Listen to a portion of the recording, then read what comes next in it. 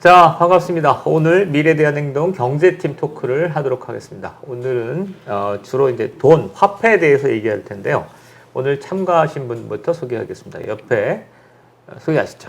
네, 반갑습니다. 박진수입니다. 예, 한국은행에서 일하셨던 박진수 선생님이고요. 그러니까 저는 민경우라고 합니다. 그리고 옆에 예. 오늘은 얼굴을 얼굴 안 나와요. 안 나와요. 예. 연구원 제입니다. 반갑습니다. 예.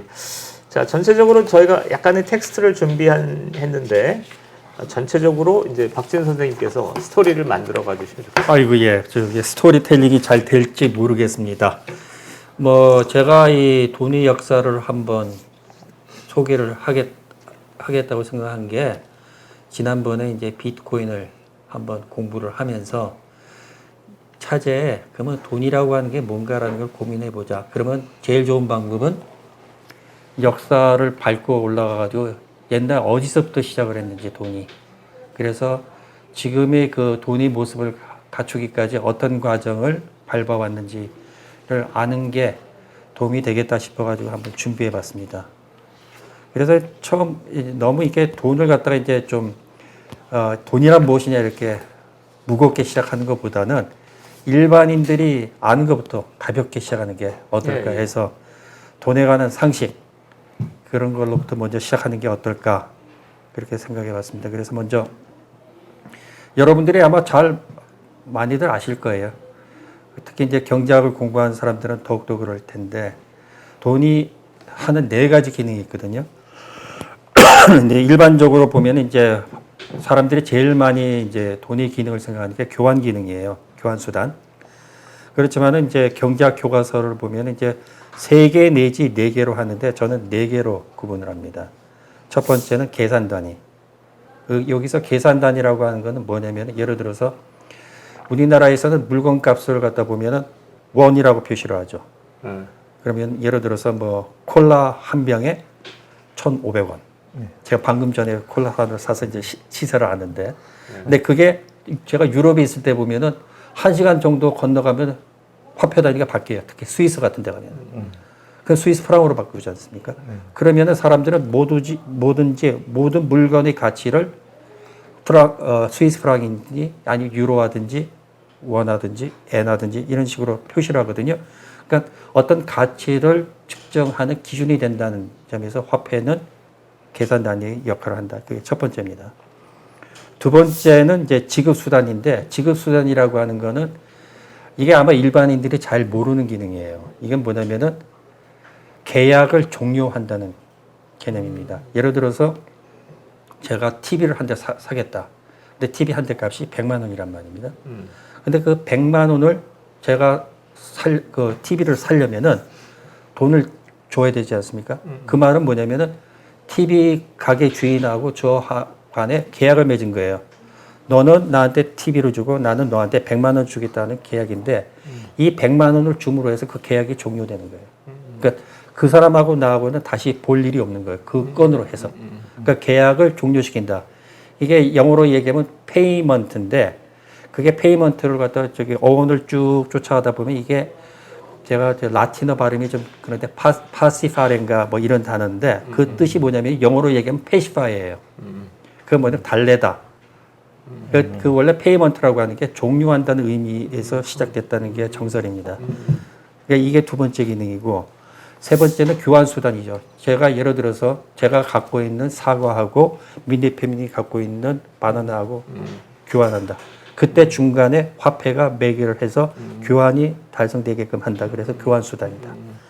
그 다음에 네 번째는 이거죠. 여러분들이 그 화폐를 호주머니에 들고 있지 않습니까? 예를 들어서 5만 원이면 5만 원, 10만 원, 10만 원. 왜 들고 있을까요? 화폐는 그 호주머니에 있는 한 이자를 주지는 않거든요. 왜 이걸 들고 있느냐면은 내가 이것을 언제인지 모르지만은 그게 내일이 될 수도 있고 한 달 후가 될 수도 있지만은 그때 요긴하게 쓰기 위해서 호주머니에다 넣어둔 거예요. 근데 왜 넣어뒀냐면 이 가치가 내일이든 오늘이든 영원 불변할 거다. 안정적일 거라는 그 믿음이 있기 때문이거든요. 그런 언젠가 쓸지는 모르지만은 그때를 대비해서 내가 보관해 둔다. 구매력을 보관해 둔다. 그래서 가치 조작 수단입니다. 요 네 가지가 화폐가 담당하는 네 가지 기능인데 여기서 이제 하나 퀴즈가 있어요. 자, 그러면은 여러분들이 신용카드로 물건을 샀다. 그러면 사람들이 생각할 때 이것은 돈이라고 생각을 하잖아요. 예, 예. 그러면 신용카드는 화폐냐 아니냐. 신용카드로 여러분이 물건을 샀을 때 일종의 이것도 네 가지긴 해서 한두 가지는 충족시키는 것 같은데. 하나를 못해요. 예. 신용카드. 가치 저당 수단. 아니요. 지급수단. 지급수단은 못해요. 지급수단. 왜냐하면 여러분들이 물건을 예. 저기 민 대표님께서 예. TV를 100만 원 주고 카드로 긁어서 샀어요. 예. 근데 그 가게 주인하고 저하고 관계는 없지만은 여러분이 나중에 카드 사용료를 낼 때 그때 다시 방문을 해야 돼요. 그 건 때문에. 그 100만 원을 그 계좌 이체를 하던 그 자기 예금 계좌에서 빠져나가지 않습니까? 그게 남아 있거든요. 그러니까 이연 지불이라고 하죠. 이걸. 예. 그런 면에서 지급 수단이 되지를 못해요. 그러면 네 가지 전부 다 충족해야만 화폐로서의 가치. 그렇게 볼 수도 있고. 있다. 근데 오늘 돈의 역사를 갖다가 제가 다루는 면에서는 반드시 그렇게는 안 하겠다는 거죠. 왜냐하면 돈의 역사를 보면은 이 네 가지 기능을 전부 충족한 상태로 돈이 태어난 건 아니에요. 예. 그거 좀 이따 말씀을 드릴게요. 계속해서 화폐 단위 명칭에 파운드, 뭐 리라 이런 얘기 예. 적어주셨는데, 예. 제가 한번 그 돈에 대해서 이렇게 공부를 많이 안 했을 때 돈이라 뭐지? 그러면 사람들한테 물어보면 그래요. 돈은 도는 거야. 그래서 돈이다. 그래서 한번 찾아봤어요. 그랬더니 뭐 설이 여러 가지가 있는데 또 하나는 누가 옛날에 그 칼도자에서 옛날 그 칼도. 칼 모양의 돈에서 나온 거다. 그래서 거기서 돈이다라는 말도 있고 근데 정설은 제가 볼 때는 돈이라고 하는 게 무게단위였다. 무게단위. 우리나라 한 돈, 두 돈 이렇게 하잖아요. 예. 그래서 그 돈이 무게단위라 하는 게 저의 정설인데 예. 가만히 보면은 세계 화폐 명칭 중에 보면은 무게단위에서 유래된 예. 화폐 명칭이 굉장히 많아요. 예. 대표적인 그러네요. 게 파운드. 예. 그다음에 이탈리아의 그 지금은 이제 없어진 화폐 단위지만은 리라. 예. 그다음에 영국에서 옛날에 있었던 프랑스죠. 리브르. 리브르가 리라고 똑같아요. 화폐 단위예요. 예. 그다음에 독일의 화폐였던 마르크도 마르크. 화폐 단위였고. 그거 전부 다 무게 단위였냐? 그건 아니죠. 예를 들어서 프랑화는 옛날 그 왕족 있잖아요. 프랑크 왕국. 예. 그에서 유래됐다고 해서 크로네나 뭐 크로네하고 프랑이 약간 그 왕권을 갖다 상징한다는 의미에서 나온 거고 그 다음에 이제 달러가 가장 중요한 화폐인데 그럼 달러는 어디서 나오느냐? 근데 좀 약간 맥이 빠지는 게 옛날 중세 유럽에서 은이 가장 많이 나오는 지역 중에 하나 보헤미아 지역이었는데 그 보헤미아 지역에 요아힘이라는 지역이 있는데 거기에서 은이 나오는데 거기를 마을 이름을 할 때 요아힘 탈러라고 했대요. 근데 그걸 나중에 하다가 이제 간단히 탈러 하다가 이게 달러로 변했다라는 게 썰 중에 하나예요. 이게 정확하게 그런지 아닌지는 모르겠지만 또 제가 또 화폐 골동품을 갖다가 모으는 그 수집광도 아니기 때문에 인터넷에서 나오는 얘기를 종합해 보면은 결국 탈러에서 나왔다라는 얘기가 보편적으로 받아들여지고 있는 것 같아요. 그 다음에 우리나라의 그 원, 엔, 그 다음에 그 유안, 이건 전부 다 주화가 이렇게 동그랗지 않습니까? 그 형상을 딴 거다. 원인 것 같다. 예. 동그라미랑 같다. 그래서 우리나라 이름은 그 둥글다는 데서 온 거다. 저희 그럼 박사님 옛날에 쓰던 환이라는 단위도 원, 구 뭐 이런 거에서 그런 걸로 알고 있어요. 예. 화는 저희가 옛날에 제가 2000 몇 년이더라. 2002년에 그때 박승 총재가 부임을 하자마자 일성으로 추진한 사업이 화폐 단위 변경이었어요. 네. 그때 제가 실무자였거든요. 오. 그래가지고 그때 이제 사람들이 다 아는데 화폐 단위를 갖다가 지금 1원을 그러니까 1000원을 1환으로 바꾸려고 했어요. 그리고 나서 전을 다시 부활시키는 거. 환과 전으로요? 네, 환과 전으로. 그리고 우리나라 화폐 단위 변경은 뭐 세 차례인가 있었는데 환으로 했다가 원으로 지금 된 거 아닙니까? 다시 돌아가려고 그랬죠. 그런 식으로 하여튼 뭐 화폐 단위 이름은 따져보면은 여러 가지가 있지만은 제가 여기서 주로 이제 관심 있게 보는 거는 무게 단위에서 유래된 화폐 단위 명칭이 오늘 그 돈의 역사를 얘기하는 데 있어서 중요한 것 같아요. 그러면 무게 단위에서 유래했다는 걸 조금 부연 설명을 해주시면 그게 재밌을 아무래도 것 같아요. 네. 주화라고 하는 게 그 안에 금이나 금속. 은이 네. 들어가 있지 않습니까? 네. 옛날 주화 시대 나중에 얘기를 하겠지만은 그 화폐 안에 그 금이나 은이 내재 가치를 갖다 집어 넣어 버린 거예요. 예, 예. 그러니까 그걸 누가 못 믿으면 그걸 녹여 가지고 쓸 수 있는 거 아니에요. 금이나 은 괴로 전환을 할 수 있으니까 아무래도 사람들이 쉽게 믿죠. 이건 어떻습니까? 그러니까 금이나 은 같은 거는 도량형과 좀 이렇게 좀 어떤 측정 단위를 하기 좋으니까 예. 그거와 하나의 도량형으로 써왔던 전통이 있을 것 같은데.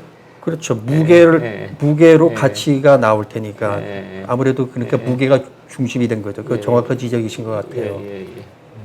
아무래도. 도량형. 오케이. 그러네요. 자, 예. 그러면 돈에 관한 상식에서 약간 워밍업 같이 했고요. 그다음에 그 전에 이제 하나 이제 정의를 하나 말씀을 드릴게요. 예, 이거는 예. 보편적인 정의는 아니고 제가 그냥 그렇게 정의를 내려봤습니다. 그러니까 가치물이라고 했죠. 우리가 예. 유가물이라고 하나? 유가증권 할 때 그 유가물. 예. 그러니까 뭐 재화, 용역, 예. 부동산, 금융자산 예. 이런 가치물들의 소유권을 예. 이전을 시킬 때 예. 필요한 매개체다. 예. 그게 저는 이제 화폐다. 예. 소유권 이전. 예. 그러니까 제가 방점을 두는 건 소유권 이전이라는 거죠. 예. 제가 TV를 산다는 건 그 소유권을 제가 갖겠다는 거거든요. 우리가 화폐는 늘 쓰는 건데 이거를 이렇게 정의하니까 네. 좀 많이 딱딱하네요. 좀 딱딱하죠. 그래서 좀 망설여졌습니다. 아, 상식 얘기한다고 우리가 비상식을 말씀드린 것 같은데. 그래요. 그 다음에 돈의 연천사 이렇게 제목을 네. 달아주셨는데 이것도 쭉 한번 얘기를 해주시죠. 이것도 좀 약간 딱딱한데.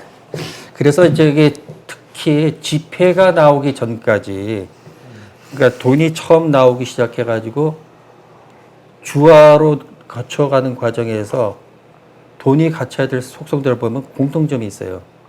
저는 그걸 세 가지로 이제 판단을 했는데, 첫 번째는 가치가 안정적이어야 된다. 아까 화폐의 네 가지 기능 중에 가치 저장 수단이 있었지 않습니까? 그거하고 연결되는 기능이죠.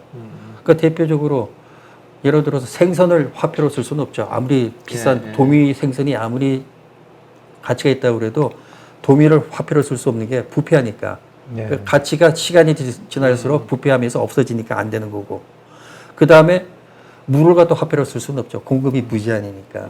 그러니까 공급이 어느 정도 적당히 제한적이어야 된다. 그래야지 가치를 유지한다. 그래서 일단 가치의 안정성. 여기서 이제 비트코인이 좀 문제가 생겨요. 가치가 안정적이지 않죠. 들쭉날쭉하니까. 그 다음에 가치의 이동성인데 아까 제가 말했던 매개체라고 하지 않습니까? 소유권을 이전하기 위해서 그 게재된 매개체인데 그러면 들고 다닐 수 있어야 되는데 일단 거기서 조건이 무거우면 안 된다.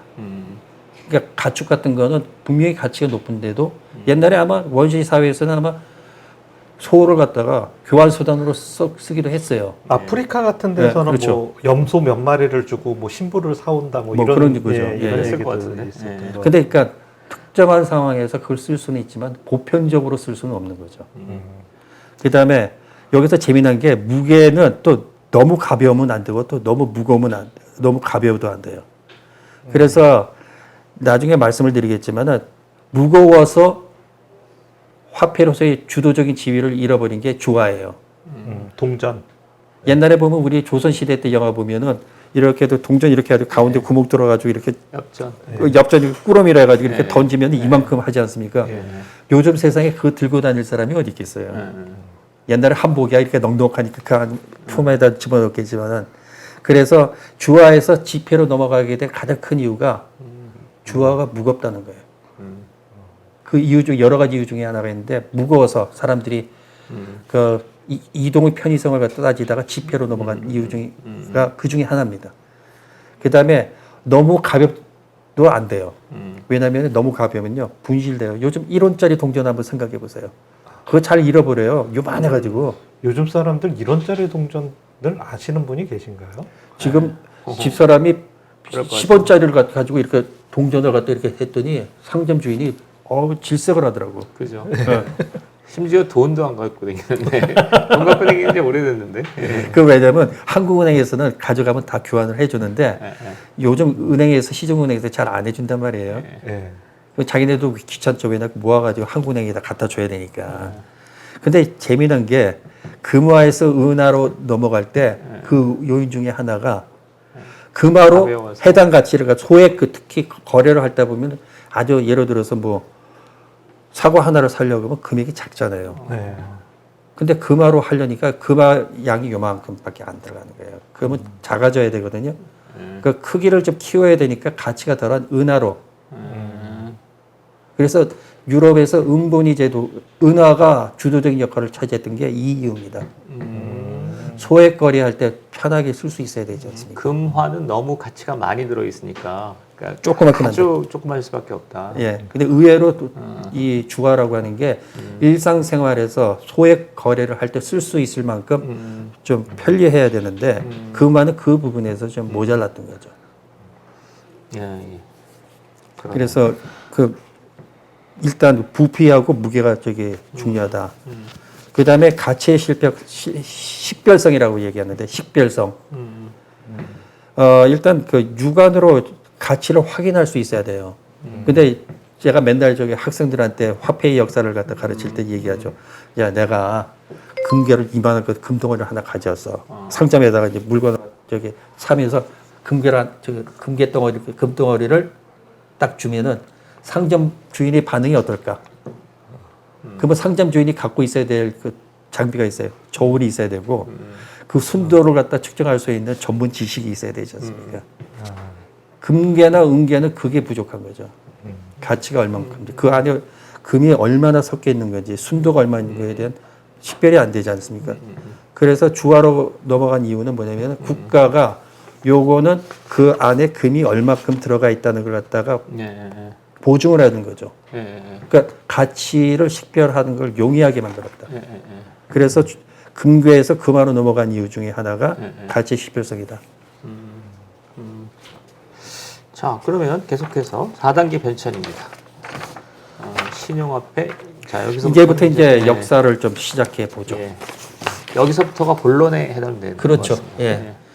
근데 저는 이제 뭐 쭉 나열하기보다는 이 흐름에서 어떤 그 시대적인 그 인류 역사가 발전해 오면서 뭔가를 좀 달리하는 단계별로 꾸준하게 뭔가를 갖다가 발전해 왔다는 그 특징을 지금 저기 여러분들한테 좀 알려드리고 싶어서 이 주제를 꺼내 왔는데 화폐의 역사를 크게 4단계로 4시기로 구분할 수 있을 것 같아요. 그러니까 역사 이전에 뭐 예를 들어서 뭐 신석기 시대나 이런 때는 이제 논외로 치고 인류가 역사 기록을 남긴 시대부터 따져 보면은 크게 4개의 시기로 나눌 수 있다. 제일 처음 그 화폐를 공부하는 사람들이 그 최초의 화폐라고 인정하는 게 서기 3,500년 정도 전. 그러니까 기원전 3,500년 전. 그 당시 아마 메소포타미아 문명의 최초의 그 문명이라고 할 수 있는 수메르. 예, 예. 수메르인들이 하도 그 문명 수준이 높아가지고 유튜브 보면은 그 외계인 아니냐는 얘기도 나와요. 예, 예. 그러니까 유프라테스하고 티그리스 강 그 중간에 이렇게 딱 중간에 보면 그 수메르 왕국이 이제 형성이 됐는데 길가메시도 그 중에 한 사람이죠. 예. 예. 근데 이때 보면은 그 유적이 나오는 게 뭐냐면 점토판이 나와요. 점토판이 다수 출토가 되는데 그게 뭐냐면은 그 점토판에다가 철심 같은 걸로 해가지고 이렇게 기록을 이렇게 파서 예. 기록을 남기는데 저희가 주목을 하는 거는 그 중에 특히 그 중에 사원이 이렇게 기록을 남겼어요. 내가 농부 누구한테 보리를 갖다가 얼마큼을 대여해 줬고 뭐 이런 식으로 회계장부예요. 회계장부를 갖다가 이렇게 기록해 놨거든요. 그게 화폐를 공부하는 사람들이 이게 최초의 화폐라고 보는 거예요. 그것 자체를 화폐다. 화폐다. 예. 근데 여기서 말씀드리고 싶은 거는 이 점토판이 화폐의 4가지 기능을 전부 다 한 건 아니다 이거죠. 예, 예. 그렇지만 예. 그 왜 그러냐면 이제 곧 말씀을 드리겠지만은 일단 사원 그러니까 템플이라고 하면 요즘으로 얘기하면은 왕국이라고 봐야 돼. 국가라고 봐야죠. 그 사원이 그 자기 지역에 있는 사람들로부터 세금을 받고 그 다음에 또 경우에 따라서 대여도 하고 이런 사업을 하면서 가치를 갖다 기록을 해야 되지 않습니까? 그러면은 내가 A라는 농부한테서 돼지 한 마리를 갖다가 내가 세금으로 받았다. 보리 몇 마리를 갖다 받았다. 이걸 갖다 다 기록을 하는데 그 각각의 물건에 대한 교환 비율이 있어요. 그게 기록에 나와요. 아, 그러니까 돼지 한 마리는 보리 얼마하고 같다. 교환 비율이. 그걸 갖다 빼곡하게 적어 놓는 거죠. 그게 뭐냐면 이제 근데 그 당시 그 화폐 단위가 쉐켈이라고 하는 단어가 있었는데 그게 계산 단위 역할을 한 거예요. 그러니까 국가 재정을 하려면은 내가 1년에 얼마만큼을 갖다 세금을 걷어들인다는 개념이 있어야 되지 않습니까? 예. 그러려면 이질적인 재화를 갖다가 공동의 그 가치 척도로 전환을 시켜야 되는데 그 용도로 쉐켈이라는 게 등장한 거죠. 그것이 화폐다 이거죠. 점토판에 그냥 뭐 보리 한 마를 뭐 받을 예정이다. 두 가지 기능이 들어가요. 예, 예. 그러니까 말하자면은 일단 계산 단위 기능을 하는 거죠. 쉐켈이라고 하는 그 계산 단위가. 두 번째는 조세 행정을 하는 데 있어서 네가 나한테 얼마큼을 갖다 주면 너는 세금 납부 의무를 면제해 줄게. 아니, 한 걸로 쳐 줄게. 이게 화폐 기능 중에 뭐겠습니까? 지불 지불수단이죠. 지불수단. 계약 종료니까. 예. 근데 어떻게 보면은 그 거래한 그 거래를 갖다가 점토판에 새긴다 그랬잖아요. 그러니까 비트코인도 사실은 비트코인도 사실은 거래한 거를 갖다 증명하는 거잖아요. 그런 측면에서는 좀 비슷한 측면도 있네요. 제가 그런 측면을 좀 부각시키려고 일부러 이렇게 끌고 나온 거예요. 정 의원이 하신 말씀이 맞아요. 그러니까 뭐 비트코인이 다단계 사기인지 아닌지 그게 보다 보면은 그게 중요한 건 아니고 예. 보면 비트코인 나름 화폐의 여러 가지 기능 중에서 나름 화폐가 갖고 있는 기능을 갖고 있는 게 있다는 거죠. 전부는 아니지만. 예. 그러면 초기 화폐는 그러니까 좀 부분적이군요. 예. 그렇죠. 그러니까 그 교환 비율이 있어야만 그 화폐라고 볼 수 있는. 그러면 실질적으로 그러면 뭘 가지고 왔다 갔다 해야 되냐? 현물 납부를 하고 그 다음에 또 은괴를 이집트 같은 경우는 은괴를 썼대요. 그러니까 그 케이스 바이 케이스로. 그러니까 실제로 납부를 하는 거는 반드시 뭐 주화를 하는 게 아니라 누구는 은괴를 갖다 주는 사람도 있고 보리를 갖다 주는 사람도 있고 돼지를 갖다 주는 사람도 있고. 그러면 일반인들은 어떻게 살았느냐? 신용거래죠. 우리 쪽 그렇지 않습니까? 저기 상점에 가서 이렇게 해가지고 외상장부 쓰는 거. 그러니까 좀 제가 여기서 드리고 싶은 말씀이 경제학에서 나오는 게 있어요. 왜 화폐는 왜 태어났느냐? 물물 교환을 하다 보면 여러 가지 불편하다는 거죠. 나는 사과하고 내가 갖고 있는 사과를 다른 사람이 갖고 있는 배하고 교환을 하고 싶은데 그러면 찾아 나서야죠. 그러니까 배를 갖고 있으면서 사과를 원하는 사람을 찾아 나서야 되지 않습니까? 그러면은 그게 경제학 용어로 욕구의 이중일치라고 그래요. 더블 코인시던스 오브 원스라고. 나의 요구사항하고 너의 요구사항이 맞아야 된다는 거죠. 나는 사과를 내놓고 대신 배를 원하는데 너는 배를 내주고 사과를 원하는. 이걸 찾아 나서는 게 어렵거든요. 어렵죠. 예. 그걸 해소하기 위해서 화폐가 등장했다라는 게 주류 경제학에서 믿는 상품 화폐설이에요. 근데 역사적 기록을 찾아보면은 그렇지 않다는 거예요. 예. 왜냐하면 그 옛날에는 화폐화가 덜 진전이 돼서 사람들이 자기가 원하는 물건을 얻을 때 반드시 물물 교환을 하지 않고 특히 같은 마을에 서로 잘 아는 사이란 말입니다. 그럼 나는 사과를 재배하는 농부고 너는 배를 재배하는 농부다 그러면은 근데 네가 필요할 때 나한테 가서 사과를 가져가. 그 내 머릿속에 입력은 해두고 있어. 그러면 내가 또 네가 갖고 있는 배를 원하면 내가 너한테 가서 하면 저희 서로 신용거래처럼. 신용거래. 예. 이게 뭐 상호주의라고 하죠. 예. 예. 그러니까 뭐 남태평양에 있는 그 부족들이 이렇게 거래하는 형태를 보면요. 상호주의가 많아요. 그 저는 상품화폐설을 어렸을 때 저렇게 배운 것 같은데. 네, 저도 그렇게 배운 것 같아요. 그 얼마 무너진지 얼마 지금도 안 지금 됐군요. 주류 경제학자들은 아, 그렇게 그런 하고 거예요? 있고 예, 그것을 이론으로 만들어 가지고 예. 퍼블리시한 사람도 있어요. 그러면 궁금한 게 네. 아까 네, 그 그죠, 이를테면 그 이집트 아니죠 수메르의 사원에서 그러니까 이를테면 돼지는 얼마고 보리는 얼마고 이렇게 교환 비율을 일종의 결정하잖아요. 그건 누가 결정하나요? 시장이 결정하나요? 아니면 그게 관행이죠. 관행이 계속되면 관행됨인데 주로 이제 거기서 이제 사원에서 주로 조세 징수를 하니까 예. 얘네들의 영향력이 더 크겠죠. 근데 혼자서 저기 우격다짐으로 이걸 하라고 그러면은 민간인들끼리 거래가 그게 안 되면은 깨지죠. 그러니까 서로 이제 밀고 당기기를 하겠죠. 시장 어떻게 보면 시장이네요, 그것도. 네. 시장 거래가 있다가 사원이 어느 단계에 들어서면 법정 무슨 뭐 교환 비율을 확정하던가 그런 식으로 했겠네요. 그래서 어디서 글을 네. 읽다 보니까 그 어떤 그 법정의 그 사원 앞에서 어떤 그 이집트 아낙네가 와서 이렇게 진술을 하는데 뭐 이거는 얼마고 그 교환 비율을 갖다 막 나열하는 게 기록으로 나와 있어요. 예. 근데 그러면은 이 시기에 실제로 일반인들은 뭐 거의 뭐 화폐라는 거를 만져보진 못했겠네요. 실생활을 그렇죠. 하는 데 저기 있어서는. 평민 같은 경우에는 필요 없는 거죠. 아마 필요하다면은 보리 같은 걸 여기서 보면은 보리를 갖다 받아들였다는 거 아니에요. 예. 사원에서. 그렇다면은 일반인들 사이에서는 보리가 화폐 비슷한 역할을 했을 수도 있어요. 그럼 이제 뭐 어떤 과일을 재배하는 사람이면은 그걸 보리로 바꿔가지고 신전에 이제 갖다 준다거나 뭐 이런 행위를 하긴 했겠네요. 근데 화폐를 갖다 공부하면서 어려운 게 사실 뭐 그래요. 자주 만나는 사람들 있잖아요. 자주 만나는 사람들은 우리도 그렇지 않습니까? 직장 동료들끼리 회식할 때도 저기 점심 갈 때 누가 내냐 돌아가면서 보통 감 가지고 오늘은 내가 내고 내일은 네가 내고 이런 식으로 해서 하고 그걸 룰을 깨는 사람이 있으면 찍히잖아요. 그렇죠. 같이 밥 못 먹죠. 그렇죠. 그러니까 그런 룰이 적용되는 거죠.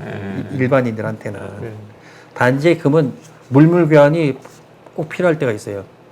다시 보지 않을 사람 있죠. 원거리 무역 같은 거 할 때는 다시 안 볼 사람이니까 그때는 서로 교환을 해야 되겠죠. 그 게임 이론에도 나옵니다. 우리 수학은 자, 그럼 주조화폐로 넘어가시나요? 예, 그러죠. 예.